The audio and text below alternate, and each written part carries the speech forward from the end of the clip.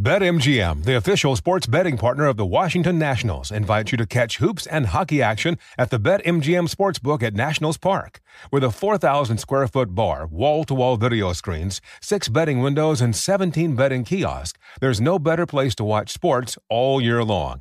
Enjoy daily specials while you place parlays, props, and future bets on all your favorite sports.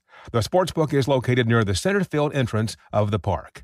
Grab your crew and enjoy all the action you can handle every day from 11 a.m. to 10 p.m. You can even make cash deposits and withdrawals for your DC mobile account at any one of the betting counters. Thanks to BetMGM, Nats Park isn't just for baseball anymore. Experience the dozens of betting options and promotions going on daily. Boldly take the court at the king of sportsbooks. BetMGM and GameSense remind you to have fun and play responsibly. See BetMGM.com for terms. 21 plus only, DC only. Gambling problem? Call 1-800-GAMBLER.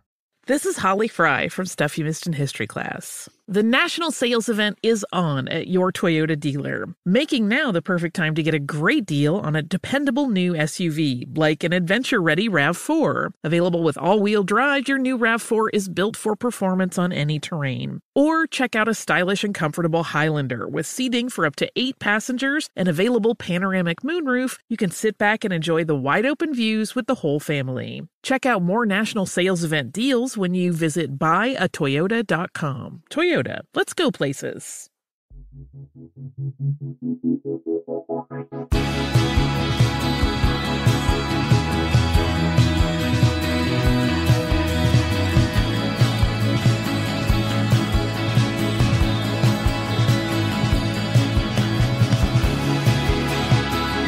You're listening to 100 Words or Less with Ray Harkins. What is up, everybody? Welcome to another episode of the show in which we document people who are just really involved with independent music, whether it's punk or hardcore or emo or indie rock. I don't care what it is, as long as you are, playing it, documenting it, just moved by it on a, cellular level. Because, that's just what I care about, and I like to have these discussions on a weekly basis and bring them to you for absolutely free, which is just, gotta love podcasts, right? I know I do. Anyways, I am thrilled, and I know each one of these conversations, like I say, I'm excited, I'm thrilled, I'm happy to have, but this one, rubs a little bit different in regards to the fact that I just celebrate what this gentleman has brought to the table in the form of his record label. His name is Jonathan Gonzales. He runs a label called Sunday Drive Records.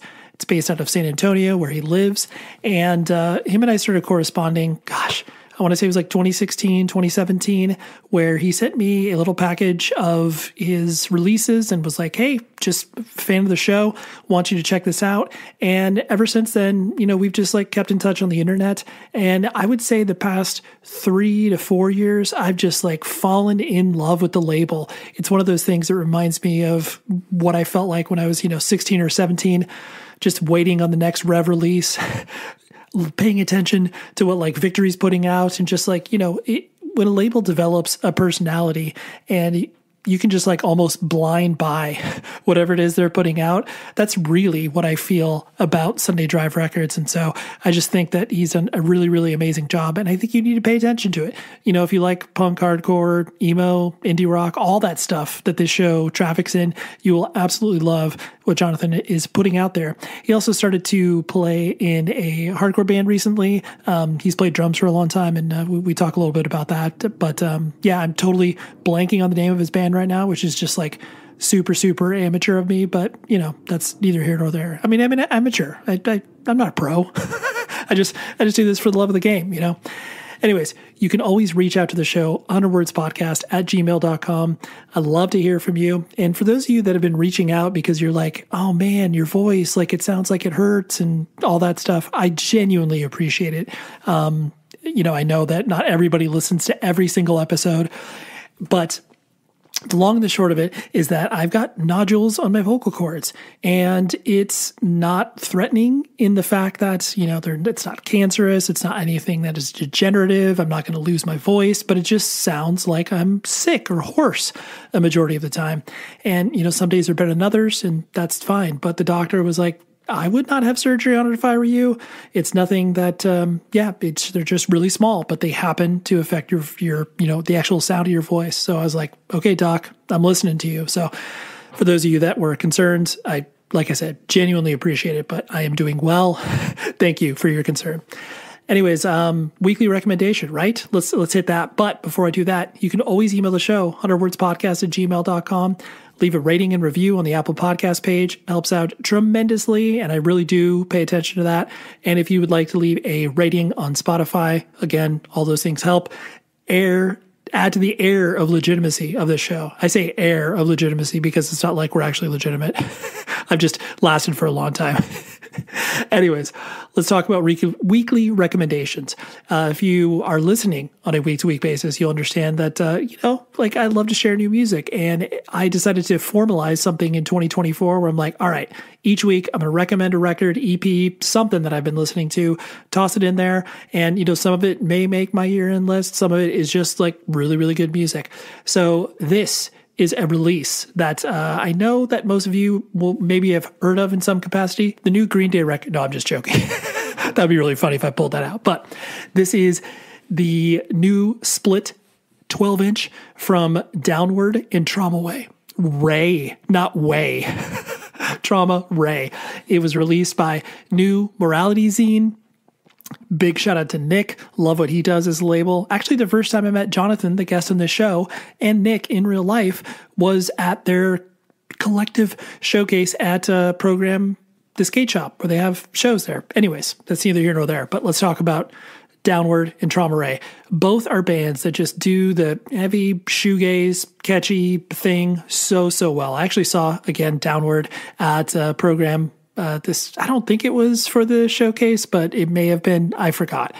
Regardless, and I've seen Trauma Ray, I think, once before at the Observatory or the Constellation Room, the smaller room.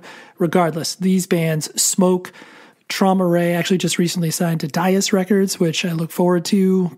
Their impending full length that I know will be gracing us in the year 2024, I'm fairly certain. So, but this split is just the perfect distillation. 2 new songs from each band, and it's unbelievable. So check it out. And I will include a link to the playlist that I'm keeping a running tab on all the music that I put in there. So just if you want new music, check that link out and you will be able to listen to new music until I was going to say the cows come home, but it's a limited amount. We're only 6 weeks into the new year. Anyways, let's talk to Jonathan. Sunday Drive Records. Love what he does. And this song is actually off a EP that he's releasing from a band called Generation. The EP is named Satellites and Suns, and it comes out on February 16th. I never heard this band. And he's out through the song, and I'm just like, dude, you're doing it again, man. Just making me a fan of bands, and I love that about it. So anyways, let's talk to Jonathan. Just wasn't enough. Disheartened. You had to wait your turn. Disheartened. You had to take the word. Disheartened. It was probably I want to say 5-6 years ago where I remember you wrote me and you sent me a little care package of just hey, I just wanted you to be aware of the stuff that I'm doing. And I've been following the label ever since. And it just seems to me especially over the past, I would say 2.5 to 3 years, it seems like you've obviously been able to put out a lot more records, but then a lot of people have been paying attention to what you have been doing. Do you think that is accurate, or do you think it's one of those things where it's just been kind of the slow growth mode where it's oh yeah, well, of course people are not going to pay attention the first years I'm putting out records because no one knows who I am or anything. But do you think it kind of picked up in the past couple of years? Yeah, definitely. So the label started in 2015, and I probably sent you that maybe 2018 or something like that. And right. It was. I think about this kind of frequently, while reflecting on the label, because it's very weird. The first few years was definitely just quiet, and I was a college student, so this label was kind of I guess I was passionate about it, of course, because I was doing it on top of like homework and stuff and a job. I think at that age, though, I was expecting a larger return than maybe what in reality what it was. And I would sometimes be a little bit bitter at that age, as a 19, 20-year-old. I'm like, man, I'm doing like cool stuff. Like, this is really good music. These bands are sick. Like, why is no one checking it out? And I remember selling, like, we were just doing tapes at the time, and I was excited when like people ordered, because that was new to me, and I would go to the post office and drop off tapes and stuff. So that was really cool. But I always thought these bands that I was working with at that time were like so good, and I was like, why aren't like hundreds of these coming in? Right. So yeah, it definitely like just very, very, very slow. It took me at least 5 years to get that little bit of attention that I thought the label deserved. Obviously, like the bands I really do believe in, and I really appreciate their music, so I want them to be heard. And yeah, so around 2020, I would say it's that cursed year, but right. it got a lot of attention. I think people just had time to check out new music than what they were used to, and we started getting little waves of it in 2019, maybe some 2018 as well, but really in 2020 is when I felt a shift, or there's data to show a shift as well, if you could look at Instagram followers and stuff. And yeah, that's when it's really started to pick up, and then I was like, oh shoot, maybe I don't want this right now. Sure. But but then obviously I was able to adjust and get to where we are today. And it's just been a huge like learning experience. Sure. Well, I think that the idea of what you're talking about, where when you start something, you, especially coming from, the DIY punk and hardcore background that we both do, like we have this, governor in our brain where it's like, oh, we don't expect it to be successful. I mean, we expect it to be like, oh yeah, some people pay attention and like I can keep doing this, but not to the point of where you're ever going to be like, I'm sure to your point, where if you got like 10 orders in one day, you were just like, oh my God, this is huge. At the very beginning, you're like, this is amazing. Yeah. But then talking about that idea of what you're saying, where the reward when you're putting something out that you wholeheartedly believe in and you want people to pay attention to it, you're like, wait, what do you mean? Like, we only sold 100 of these, 7 inches, and I pressed 500. What am I going to do with the other 400 of these things? Yeah, definitely. Those, I've had many of those. Sure. Yeah. So especially at that age, again, like being just a broke college kid with a side job, funding everything myself, and to pay for 50 cassettes and have 2 of them sell. And then you're like, oh shoot, like what did I just do? And then continuing to repeat that is pretty insane looking back at it. But I was passionate about it, and I really did believe in the music. Even SDR 001, where he put out 50 tapes or whatever. Like, I think it's still like such a great EP. So. Right. Well, and to your point too, it's like, it's a much different undertaking when you're pressing, 50 copies of a cassette versus, 1,000 LPs. Like, those are whole, different, oh, yeah. different scale. But to your point, it definitely still feels very, humbling when you only, like you say, sell 2 tapes out of the 50 you're supposed to try to sell at some point. Yeah. Yeah. So putting the focal point on you, just because, I mean, I know sort of generic swaths of you as a human, as far as like, were you actually born and raised in San Antonio? I was, yeah. Okay. And so, you got to hang out the Riverwalk and, no, I'm just kidding. Yeah. all the cheesy tourist stuff that, people know about. What was the family structure like as you were growing up? Or like brothers and sisters, mom and dad in the house? What did that look like? Yeah, it was pretty standard home, mom and dad, and I was an only child up until I was 7. So then I had a little brother at the age of 7, and I think the year difference when you're a kid there was a little bit, different as like, some siblings you hear where they're super close and growing up together. Mine was more so like kind of taking care of my brother, when parents are busy, and kind of he was always like just like a baby to me, so I didn't have like a person growing up with me all the time. So I had a lot of spare time when I was a kid, hanging out with family and friends, and school, playing outside a lot, learn how to like skateboard and play basketball and stuff. So that was kind of my upbringing. And then, as my brother got a little bit older, then I was able to show him like, oh, these are like the cool video games and music and shows and stuff. When I was a teenager, and he's like, in elementary or so. But yeah, other than that, pretty standard home. Got it. And the way you're describing it, like, did you feel that, I wouldn't use the words maybe obligation, because that sounds like a pretty heavy thing, but like, did you feel, I guess, inspired to show that stuff to your younger sibling, to be like, all right, like, here's the cool stuff, like, I wish I had someone showing this to me, so I'm in turn going to show this to you? Or was that just like an offshoot of the things that you might thought he'd be interested in? Yeah.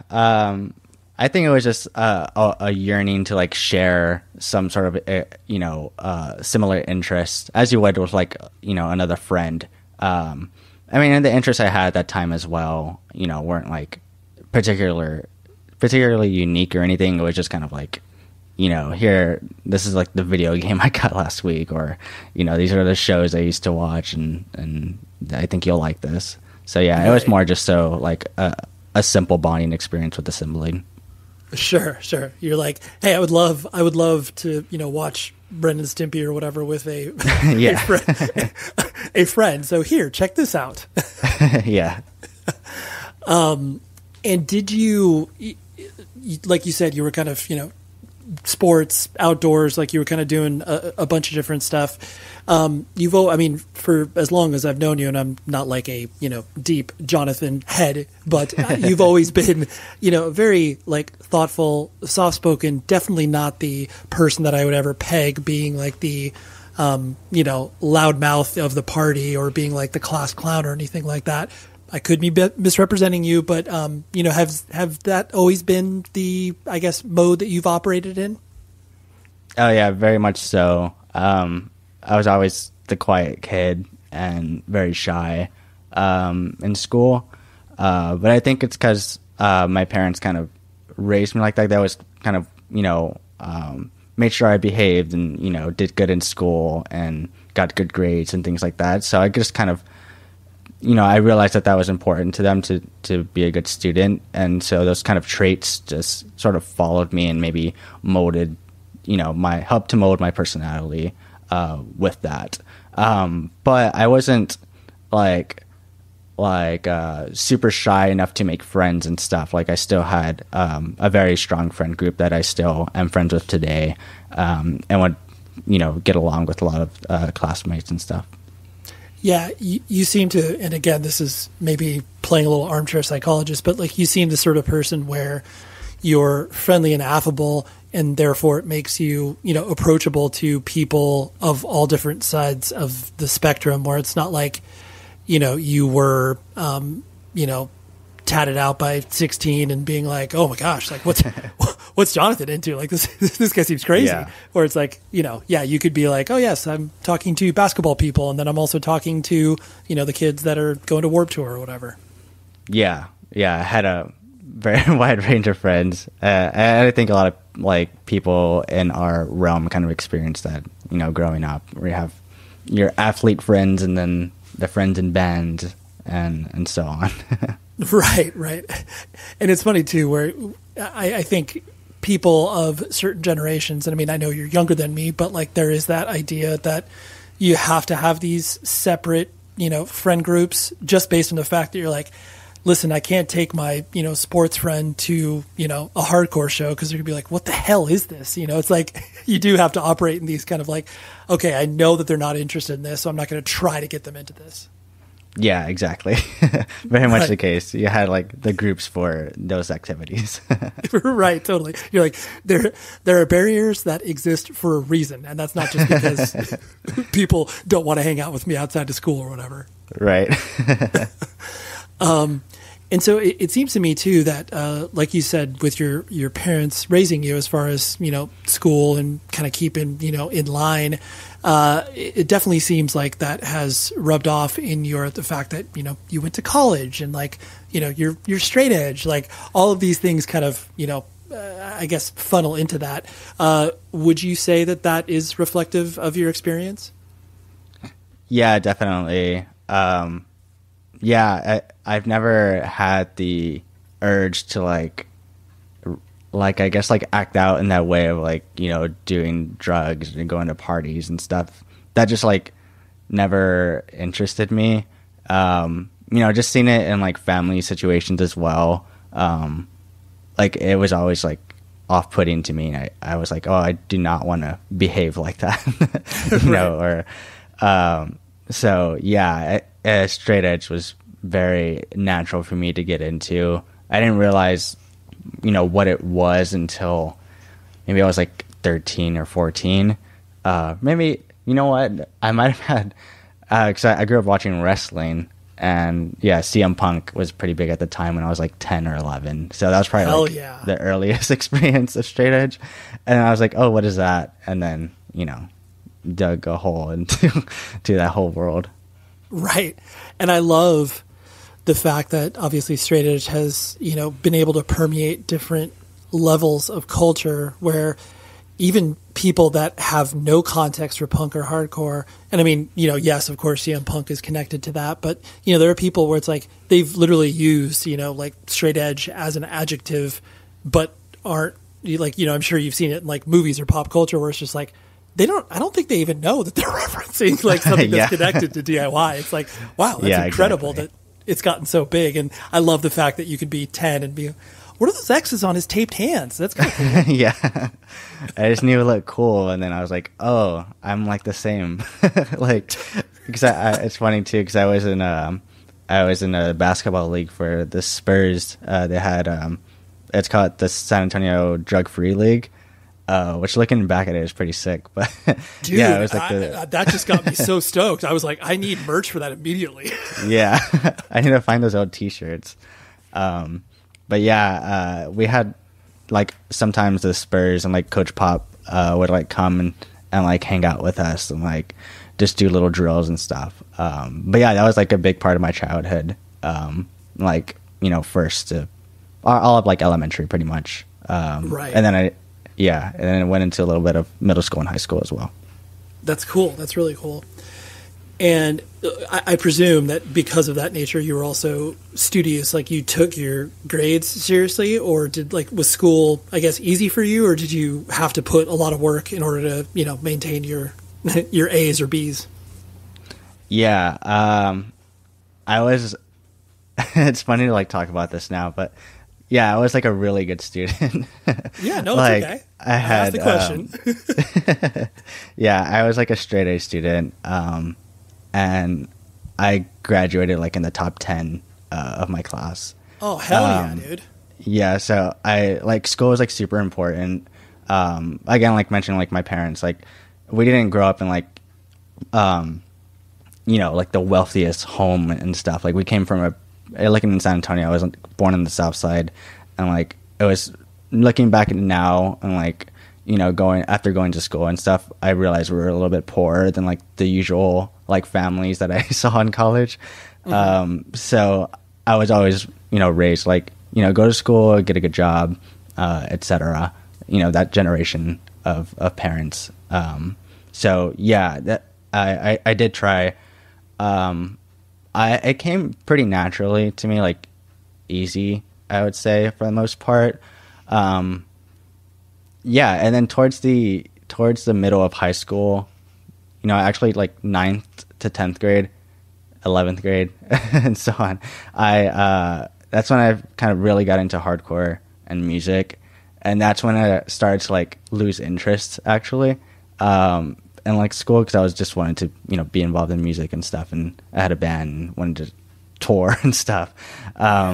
So that's when it got a little bit, you know, mixed up. But I was still able to, you know, find my way and still graduate with good grades and fortunately get scholarships and financial aid because my parents didn't pay at all for my college. So I was able to get it all by myself, do that. So yeah, very lucky for that.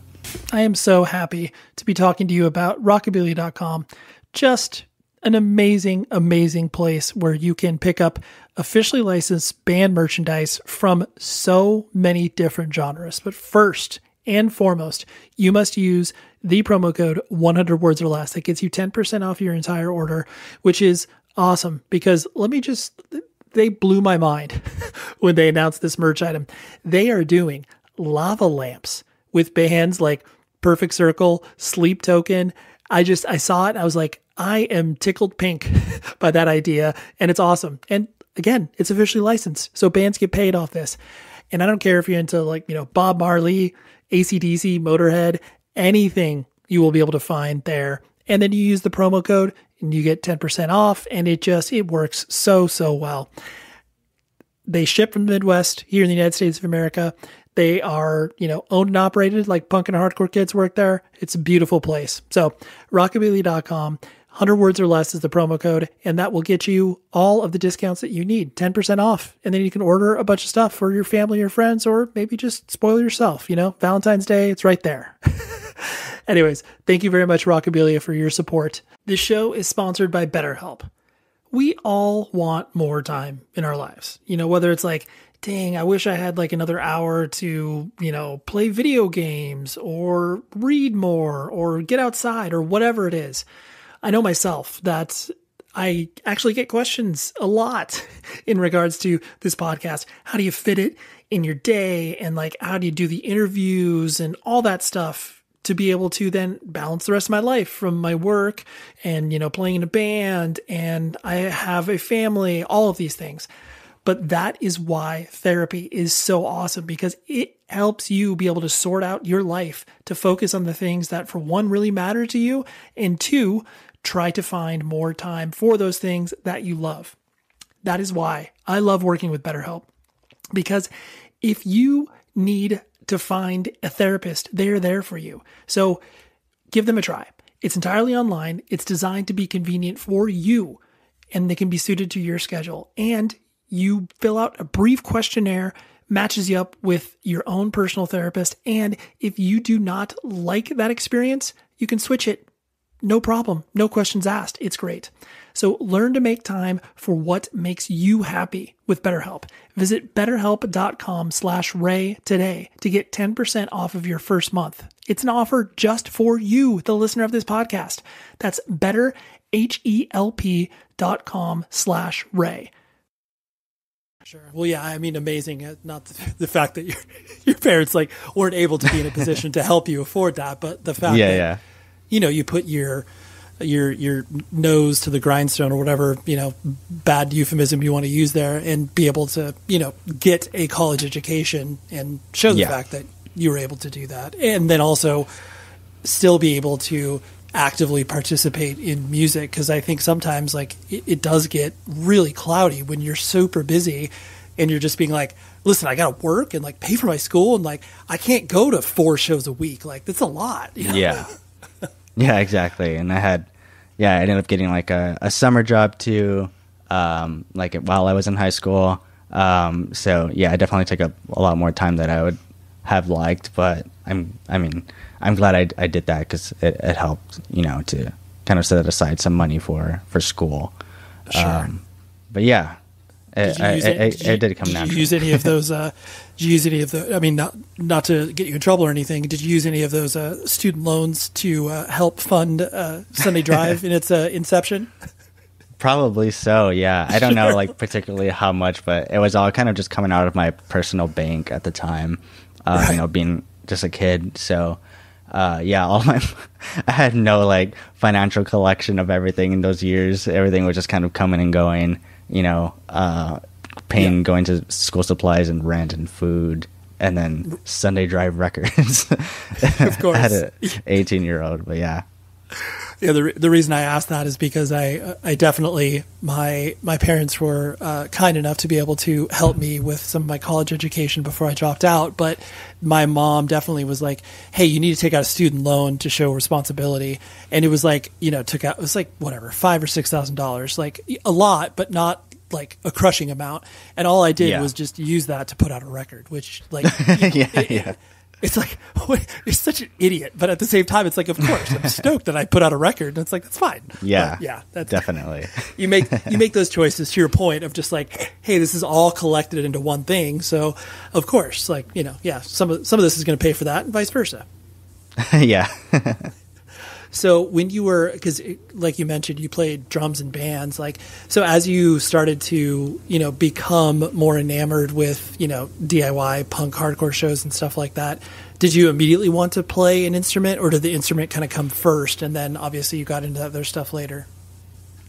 Yeah, I think it happened a little bit before. I had a guitar when I was like in maybe 3rd or 4th grade, that I got for my birthday. And I kind of fiddled around with that. I never got particularly good at it, but I knew how to play simple chords. But I really got interested in drums, I think in middle school, maybe 7th or 8th grade. And I realized quickly they were a lot more fun. And so I asked my parents for a drum kit, I think in 9th grade.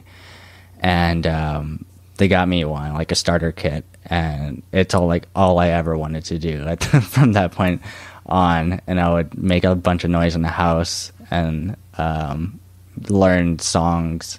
At the time, I think like Shed from Title Fight just came out, and I remember just like drumming along to that whole record and learning all the parts. And then, I quickly realized like, oh, I can play drums, like at least get enough to like, to this speed. And then immediately wanted to start a band after that. But yeah, I was kind of going to shows simultaneously around like 8th and 9th grade. Okay. I think I was like 13 at my first hardcore show, and that really like opened my eyes to like, oh, I can do anything I want. Like, right. I'm seeing these bands like play on this stage and book their own shows and make their own shirts and put out their own merch. And yeah, it was very, very eye-opening as a young kid. And since then I was very determined to, kind of realizing that I can do what I want if I put the work into it. Mm-hmm. Yeah. I love it, especially it's so freeing as a kid because, you have no real autonomy of your own. Besides, like, you have to go to school, you got to do all these things, you do what your parents tell you, and the fact that you can be like, okay, I can go to this room and like play loud music, and then eventually go to shows. Like, you just see the world open up, and it is so exciting. I love that feeling. Yeah, it was so cool, and yeah, because I think at that time, the only like knowledge that you have of music around that age is like, oh, the bands play, behind a barrier and there's huge lighting and like you don't get to meet the band, like they're famous. Right. All that is like completely stripped away at a hardcore show, and I was like, oh, these, the band's just kind of walking around and you can just go talk with them.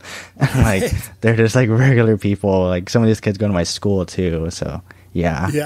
It was very eye opening, and I'm so glad that that happened to me at a young age. Yeah, it's incredible. How did you even get, exposed to that? Because unlike your sibling that you could obviously pass some records down to, were you just kind of discovering this via friends at school? I know skateboarding was probably an intro point as well. How was that getting into you initially? Yeah, I'm trying to think. So, yes, obviously with skating and like Tony Hawk games, like that interested me in punk, so I kind of knew what punk was in general. And then I was really into the Spurs growing up too, and watching basketball games, there would be like some like punk-ish music playing, and I would be like, oh, what is that? And it would be like Good Charlotte or like, you know, System of a Down or like these random like bands. And then I would kind of look that up and try to like figure it out. I remember like trying to figure it out, but I didn't have the answer to like, you know, oh, this is hardcore or whatever, from an older sibling or like a friend. And I remember going to the store, I think like at Walmart or something, and I got like, this is like in 2nd or 3rd grade, so I was very young, but I think I got like a Simple Plan CD, and like I knew about like Blink-182, and I was My Chemical Romance, like things like that. So I was like, you know, I knew about that stuff, but specifically with hardcore, I think in middle school I was it's like the mall emo scene was really big at that time, like 08, 09. So like bands like A Day to Remember or like Bring Me the Horizon and The Devil Wears Prada, stuff like that. Yep. I was like, okay, this is heavier. It's not like punk, but it's like kind of metal-ish. And I was like, okay, like I like this music, but like it wasn't like, I didn't love it. So, and then after that, in high school, when I was a freshman, that show that I mentioned, there was this venue called the White Rabbit in San Antonio. It's called the Paper Tiger now. And I went to a show before that. I think it was like August Burns Red and like Bring Me to the Horizon in like 2010. And then shortly after, The Story So Far came, I think. And like this world like completely opened. So like I mentioned, Title Fight and like Man Overboard, Transit, The Story So Far, all those like pop punk bands with like kind of hardcore roots was there. And then I was just on the internet, like on YouTube or like at the time Tumblr was really big, and kind of diving through there. And I think I just kind of found my way into hardcore via that way. And then I met these older kids in high school. There's this group that I always saw of like, they looked like hardcore kids. I just became friends with them. I didn't have any hardcore shirts at that time because I was like barely getting into it. I just kind of made friends with them. I was like, oh, y'all kind of seem like we would be friendly. And then they kind of showed me, you know, what was kind of happening, like locally at least. Because at the time, hardcore in San Antonio was very big at like in the local level, versus like a lot of like touring bands coming through. Obviously, the touring bands mainly went to Austin.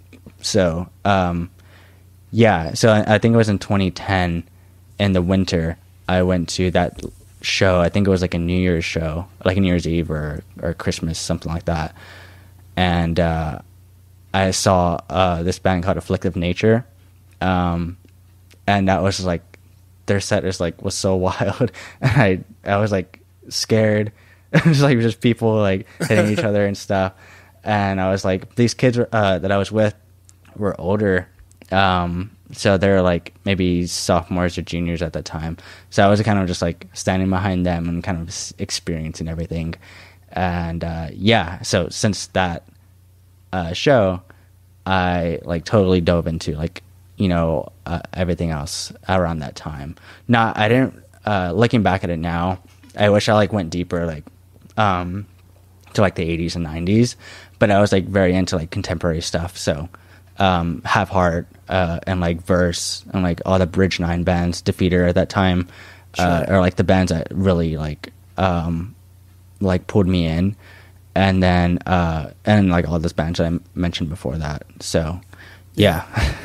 Well, I appreciate the description of that, just because it shows when you as a kid, like you're just consuming all this stuff, like you're not really putting it, I mean, you know that bands sound different, but you're not really putting it in genre buckets and, you know, as ridiculously descriptive as we are once we get adults where it's like, oh, this is, you know, emo, pop, rap, like all the different descriptors. And so you're just consuming it devoid of context and you just like it because either it's loud or aggressive or melodic or whatever. And I think that it does hopefully get you to a point where you are able to do exactly what you did and just do the research where you're just like, oh yeah, like I want to find out about this band and all of a sudden I've opened up a little corner of the world with Boston hardcore or whatever. Like you start to go all those different directions. Yeah. And I grew up, I'm 27. My age is a little bit weird because it's like technically I'm a millennial, but I have like the Gen Z-ish, like I'm like in the between. And so I grew up very like savvy with computers. And so like I knew about the internet and stuff and like knew how to research and like I would burn like CDs on LimeWire and stuff. So I was like I got that early experience of the internet at a young age. And like I was always like intrigued into like this music, this like heavier or like more punk or melodic stuff because I think my parents exposing it to me at a younger age, like my dad was more like on just like the heavier like classic metal side, like Ozzy or like Metallica, you know, Black Sabbath, things like that. And then my mom was like on the alternative side, so I got like my earliest music experience is like hearing my mom sing the Cranberries when I was like a baby, like probably like 3 or like 4, and then like hearing the Smiths and like New Order and things like that. Like The Cure, like all of that was always in my household. And so when you kind of combine those and then are a young kid in the 2000s and being more exposed to punk music, it's like a very like natural evolution to find your way into hardcore, I think. Yeah, it's like the pump was primed of being like, oh, I'm looking for something maybe a little more aggressive than this. And then you start to, you know, get exposed to the other things. And it's like most people's road to, you know, punk and hardcore is either, you know, metal or obviously more on the punk side when you're talking about going into hardcore. And so, yeah, it's like the pump does need to be primed in some capacity to be, you can't just you can't just be like, oh, I'm listening to Disney music and all of a sudden I'm listening to Madball. It's like, that doesn't happen. You gotta build the road to that. Yeah. And luckily my parents they had me pretty young. So I think my mom was like 20.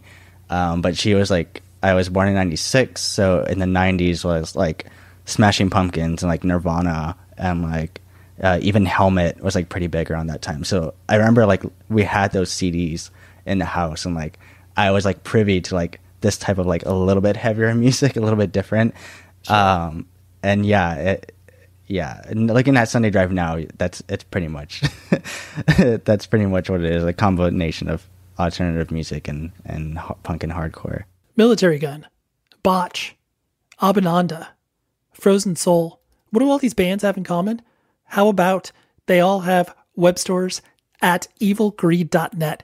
They are an amazing place where if you are a band, you know, they sell your merch, have an online storefront, all that great stuff.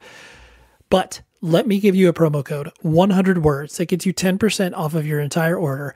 And I love Evil Greed because they act like a record label where they work with all things, you know, heavy, hardcore, punk, metal, all that stuff. But they filter it through their own lens. And, you know, they're not opening the doors for every single band and every single record label to work with them.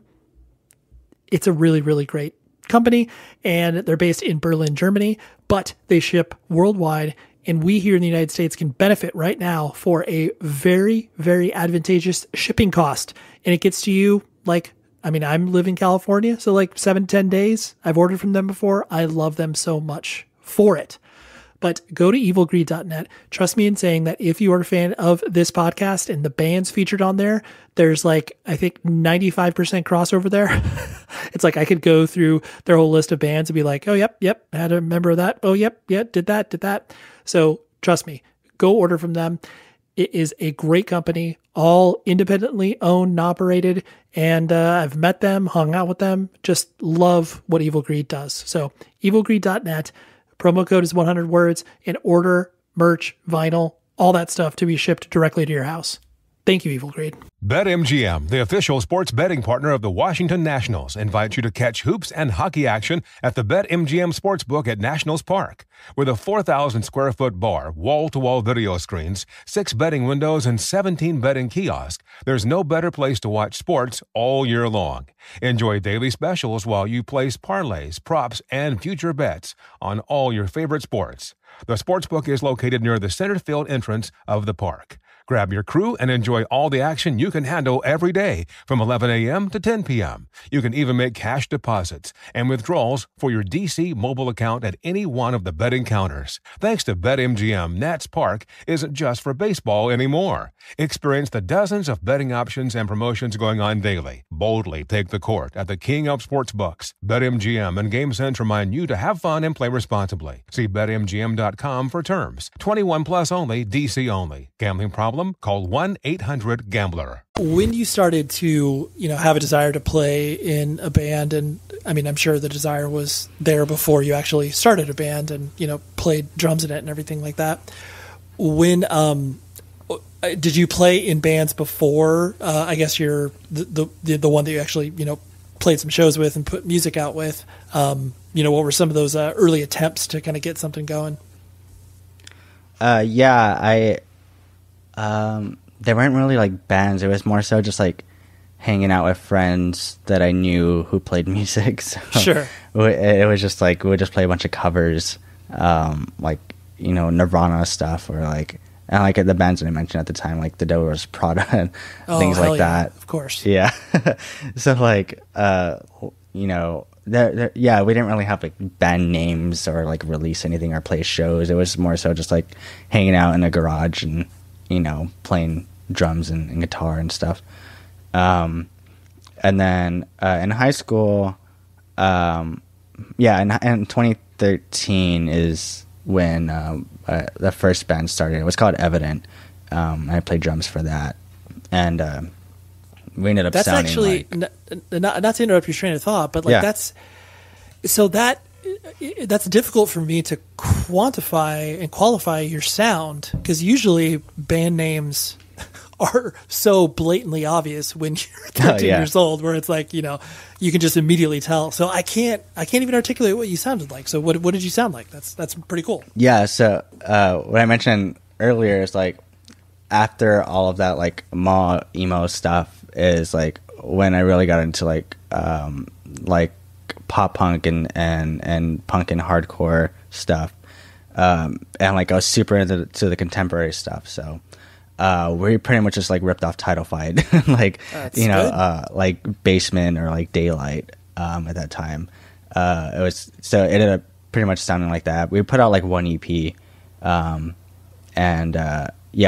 played drums to it, and we wrote the EP in like a day in my backyard. So it was very like simple. But I was able to like learn from that, and learn how to book shows and get on shows. And I remember like when you first got to there, I was like, okay, how do we play a show? And then I was like, oh, let's go to a show, and then we'll like meet these people and like get on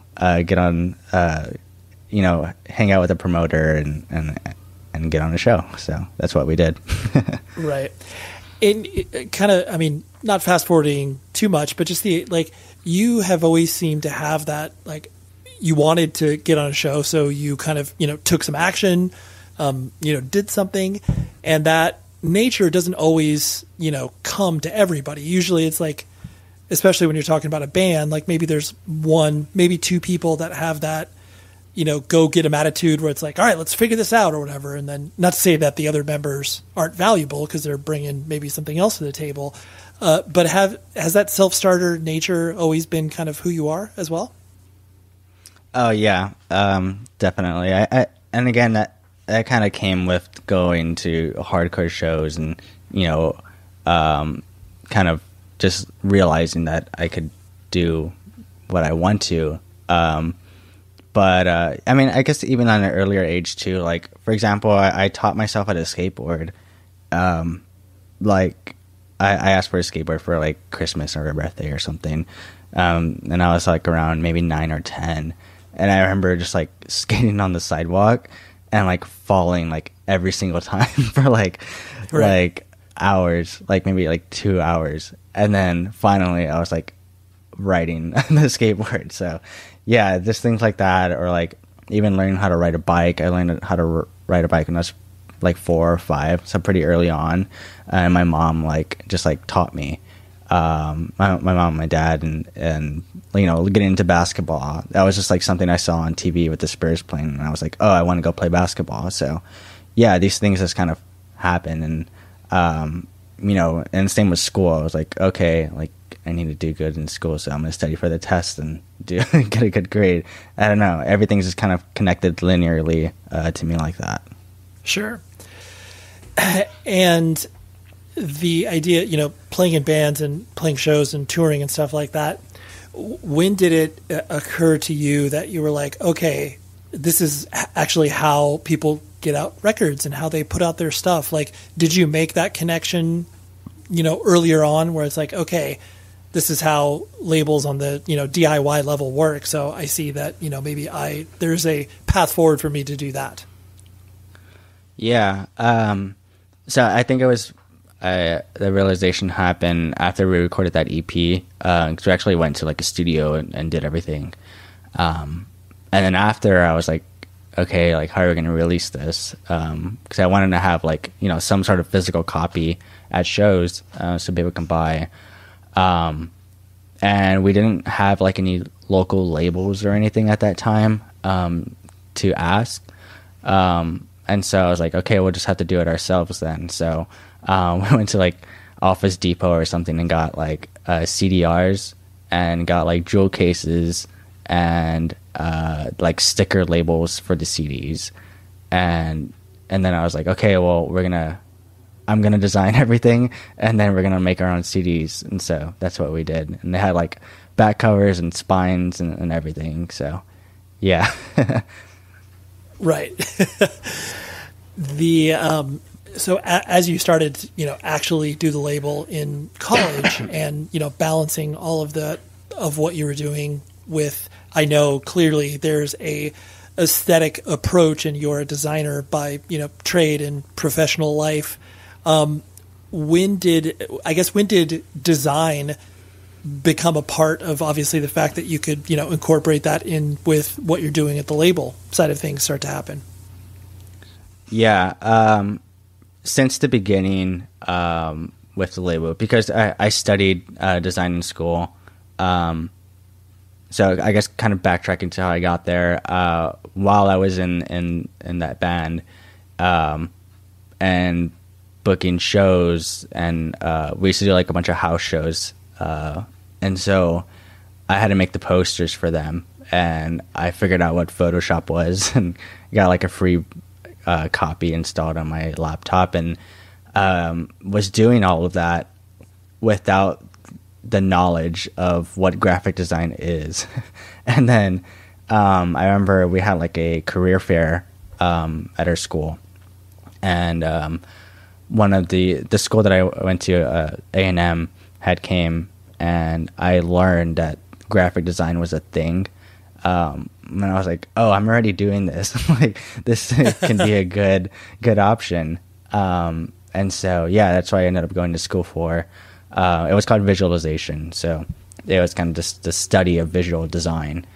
And Got it. Yeah, I chose to go that route because I knew that I can still be incorporated with music. Because when I was doing like the CDs and stuff, I was like kind of realizing that somebody needs to do this, right. Like the whatever records I'm buying and stuff. So this is an actual thing that can be a career path. And so, yeah, that's what I ended up studying. And then I started Sunday Drive after my first year of school. So I think it was May or June of 2015.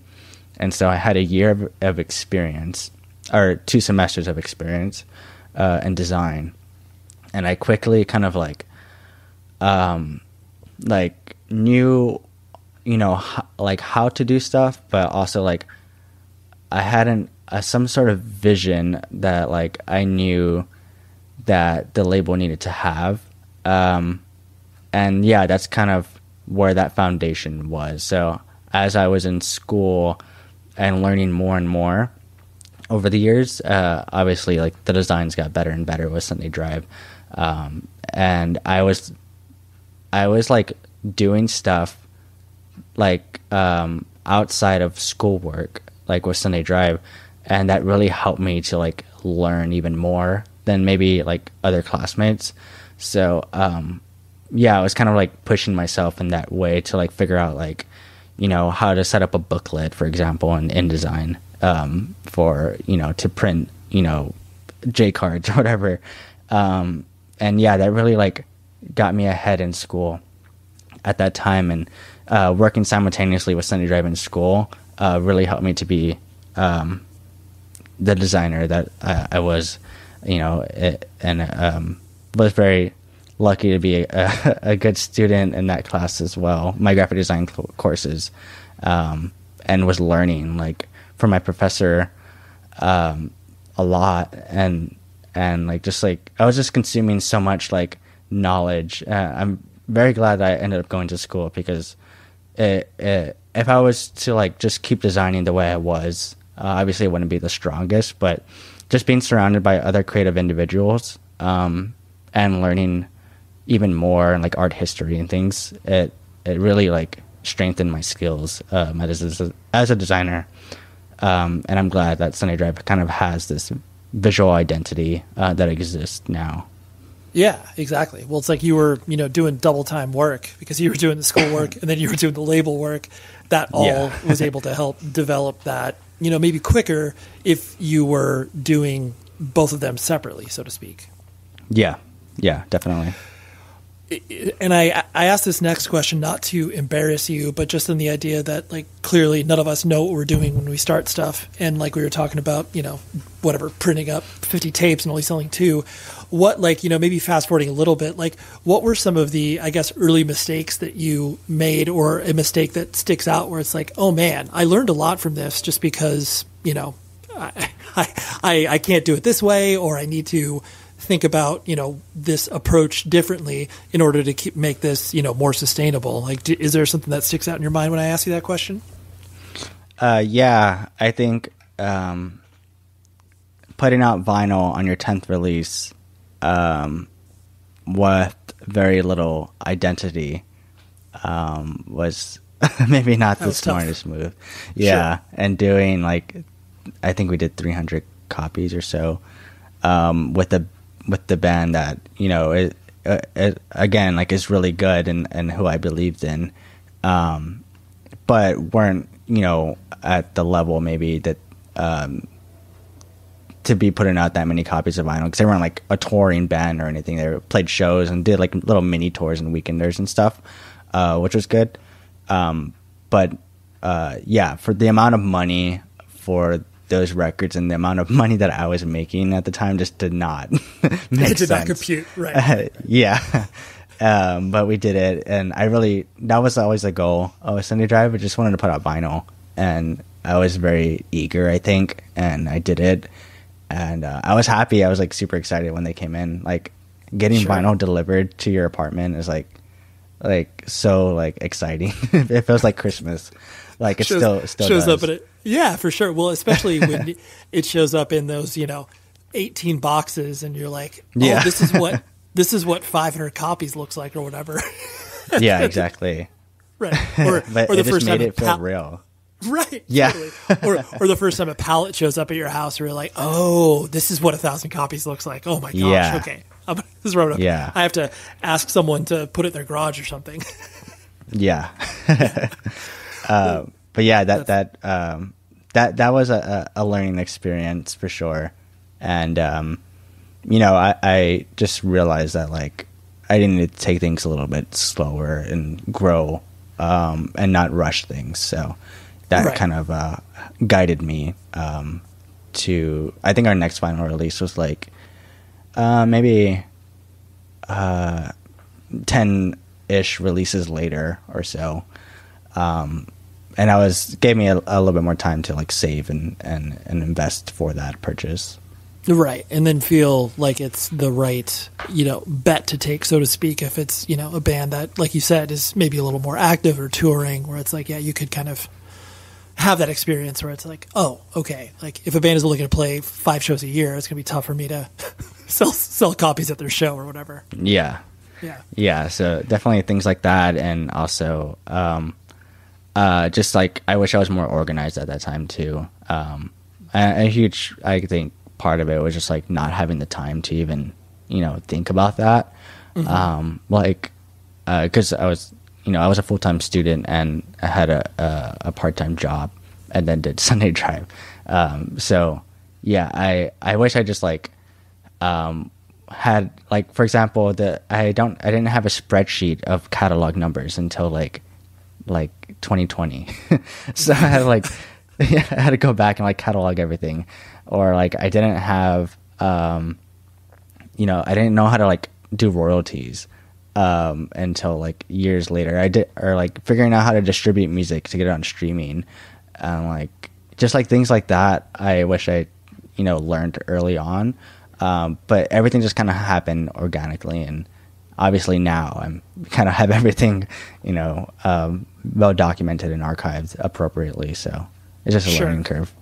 Right, of course. Well, yeah, you're still learning. You're making mistakes now that you don't even know are mistakes. They're just smaller than what they were initially. Yeah. Yeah, exactly. Something that I've always admired about what you have done as well in regards to the sonic palette that you existed with Sunday Drive, where it's basically like, dude, I'm going to release a, replacements inspired band. And then, yeah, of course I'm going to release a, metallic hardcore record. And like, that's always been rooted in what Sunday Drive is, where it's like, as long as it exists in the sort of world that I exist in, the DIY, parameter, that's what I'm going to focus on. And looking at, a label like Run for Cover, which I know is obviously a big inspiration for you, and you've articulated that in the past, do you want to, I guess, stretch as far as they have, where it's like, putting out records from bands that obviously are still indie, but, is really kind of far afield from what they have been, known to do in the past?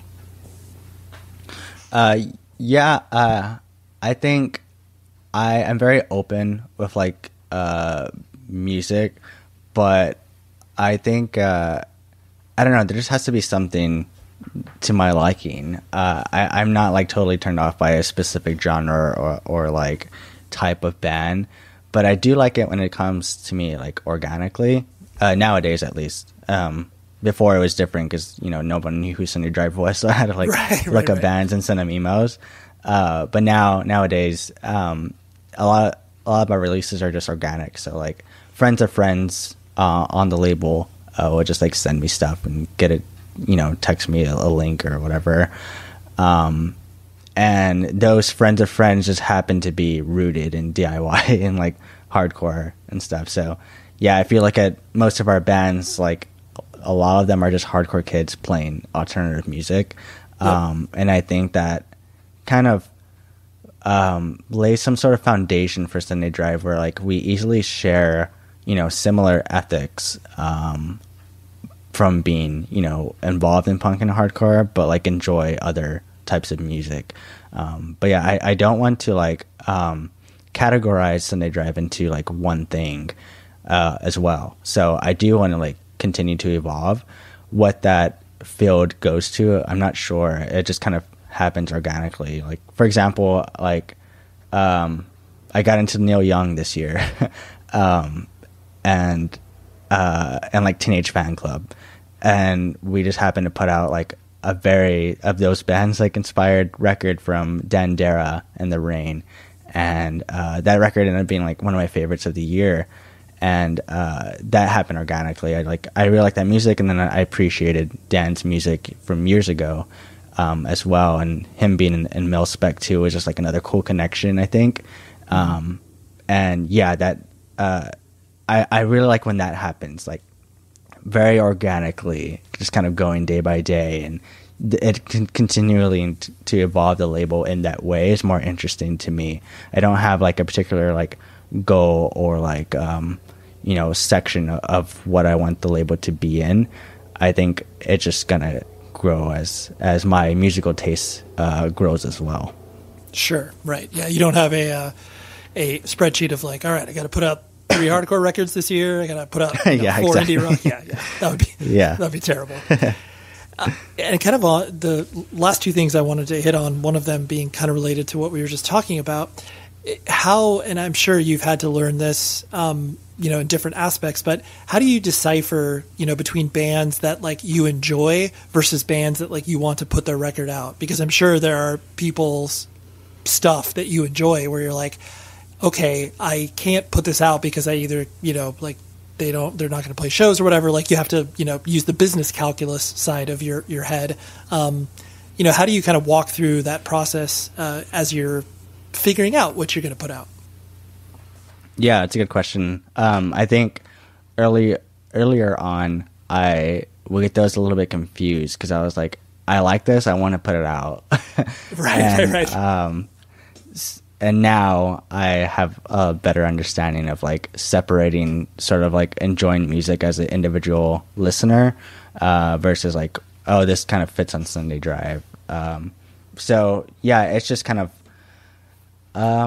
sometimes when I find something, and a lot of the times now it'll be already attached to a label, which kind of helps me because I don't have to like yearn for Sure. that band to put out a record on Sunday Drive. Just because there's so many like independent like and hardcore labels now too, which just wasn't a thing. It wasn't as prevalent in like 2015 or 2016, for example. But now you got Streets of Hate, Days, From Within, Corruption, things like that happening on a smaller scale. That kind of takes care of a lot of that, and so that definitely helps. But if I really enjoy something and I don't know like anyone in the band or like anyone connected to it, it typically like, takes me a little bit longer to like reach out. But for example, Fever Child, when I first heard them, I got very lucky because I had one person that was connected to them, which was Bjorn, the singer of Rise and Fall. And I think we have followed each other, and luckily they happened to be from the similar area, and he was friendly with them. And so I was able to kind of get connected with Fever Child because right when I heard the EP, I was like, "This needs to be on Sunday Drive." Like I was excited. You're like, "This is so this is so perfect for Sunday Drive." Yeah. If you were like building a band in a lab, this is like so up your alley. Yeah. Yeah, exactly. So yeah, there are like circumstances where that happens, but I tend to get lucky where like there is at least one connection with them where it's not too far apart. But yeah, in general, the most of the stuff I enjoy, I don't feel a need to like ask them to like join the label, because like I said, if anything is coming to me organically from like friends and friends of friends, like I usually enjoy it already because we are friends. So like that stuff kind of just naturally gets in the label, and then them being friends just makes me want to help them more. So. Yeah, absolutely. And the last thing I want to hit on was the fact you're a runner, Jonathan, which is something that, not everybody does. I mean, obviously it's a popular pastime, but like you have been very dedicated with it. I've noticed over the past, year or so, maybe even a little bit longer. What attracted you to that, and what kind of keeps you motivated beyond the fact that obviously it's good for you, healthy for your body, et cetera, et cetera. What kind of attracted you to it?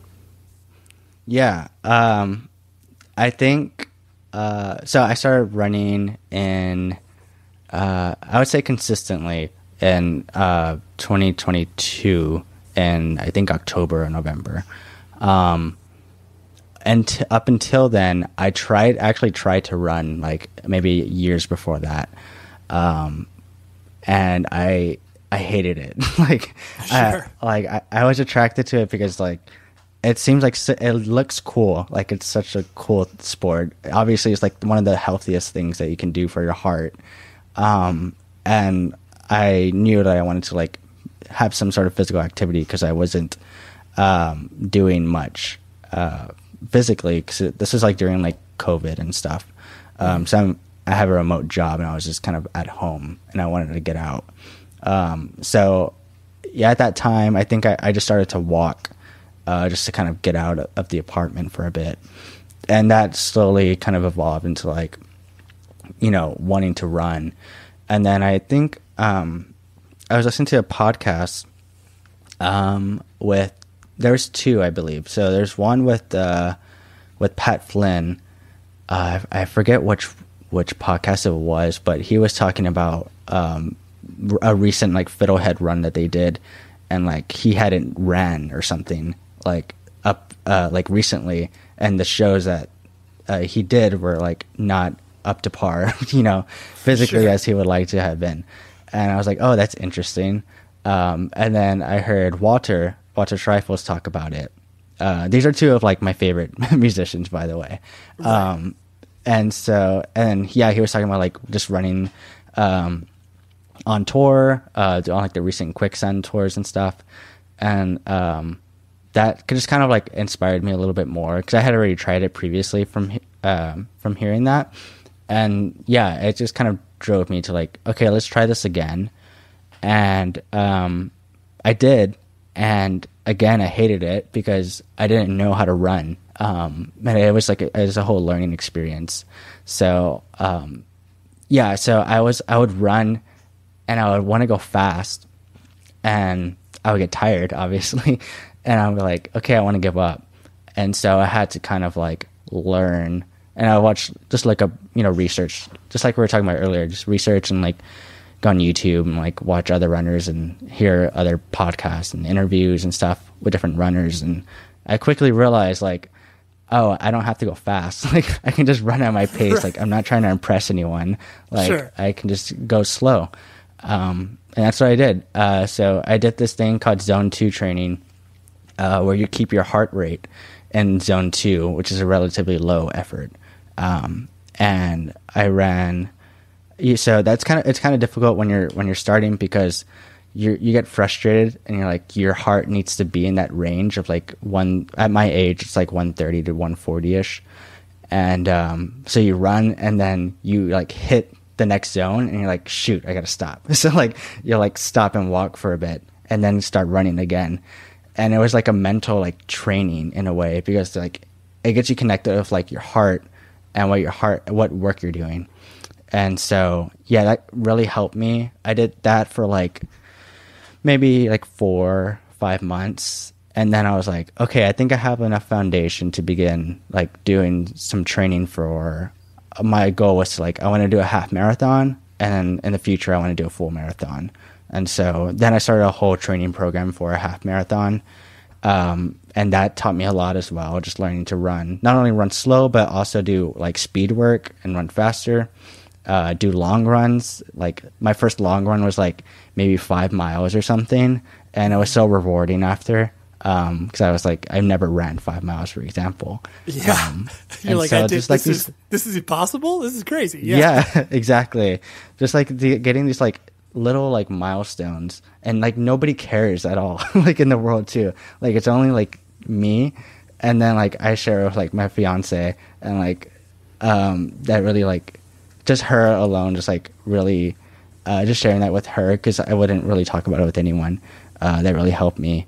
And yeah, I just continued to like still do it, and then I realized like it helped me mentally as well, because it's a huge like mental training. I don't know if people like realize that, because you're running alone, and you have time to think, and there's like no one out. I run in the mornings like at like 7 a.m.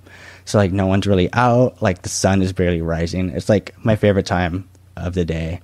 And yeah, it's like totally helped me mentally and physically. I'm able to like run longer now, and run faster, and it's all kind of happening like naturally, organically. And I almost hit 1,000 miles this year. I was like trying to, right. But it's fine. It didn't happen this year, but I'll try to do it next year. And hopefully that marathon will come soon. I'm excited for that. Well, that's the Tracksmith / Sunday Drive Records collaboration. I see in the future where, because the label's aesthetics and the running community, broadly speaking, could, fit really well in. And you could easily do like, all right, here's your marathon playlist, dog. Sunday Drive Records from top to bottom. Here you go. Exactly. So, now like any like running aesthetic I see now, I'm like, I am immediately attracted to it. It's just kind of annoying in a way, but also I just love it. Like we have like Sunday Drive poster that's hanging over here. It's Olympic athletes and stuff.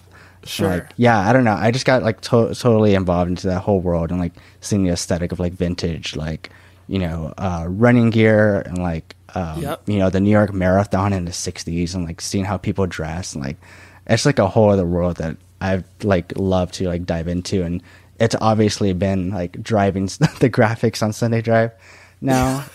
So like, well, it's cool. Just like anything with movement. Yeah.